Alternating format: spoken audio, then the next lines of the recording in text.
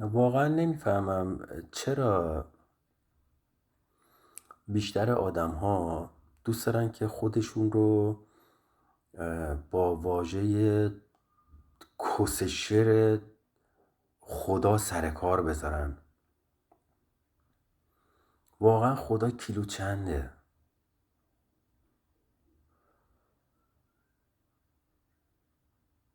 در مورد این واژه سرکاری خیلی میشه حرف زد. من سال هاست که دارم در مورد این واژه سرکاری با مردم صحبت میکنم، تو فضای مجازی، حالا حضوری، اینور اونور، ولی متاسفانه خیلی نمیخوان قبول کنن. چشم بسته فقط دهنشون رو باز میکنن و از این واژه کس شعر خدا طرفداری میکنن. خدا کجا بود؟ الان مثلا توی من با دنیا کاری ندارم، نقاط مختلف دنیا کاری ندارم، من دارم ایرانو میگم. الان توی این وضعیت وحشتناک ایران که به روش‌های مختلف مردم دارن کشته میشن، تو جاده ها حکومت اعدام میکنه، مردم خودکشی میکنن، مردم همدیگر رو میکشن، حکومت مردم رو میکشه، انواع مختلف کشت و کشتار. خب این همه جنایت، این همه چیزهای مختلف تو ایران، خب بعد تجاوز، دزدی، نمیدونم چیزهای مختلف. خب الان این خدا این وسط چه نقشی داره؟ فرض میکنه مثلا خدا هست. خب خدا چه کار میکنه؟ هیچ کاری نمیکنه. چرا دوست داری خودتو سر کار بذاری؟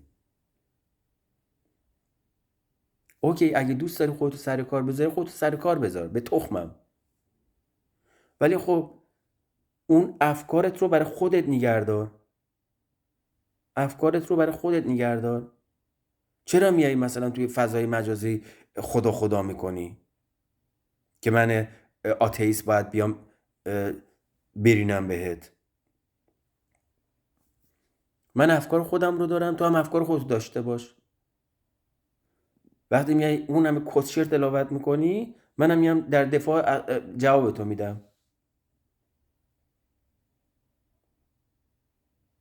نکن تا نکنم. کامنت ننویس تا ننویسم. خجالتم خوب چیزیه. الان خدا کو؟ خدا کو؟ خدا بیاد به دادت برسه دیگه. چرا نمیرسه؟ قدرتش کو؟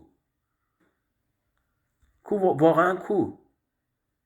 ولی حرفی برای گفتن ندارید شما.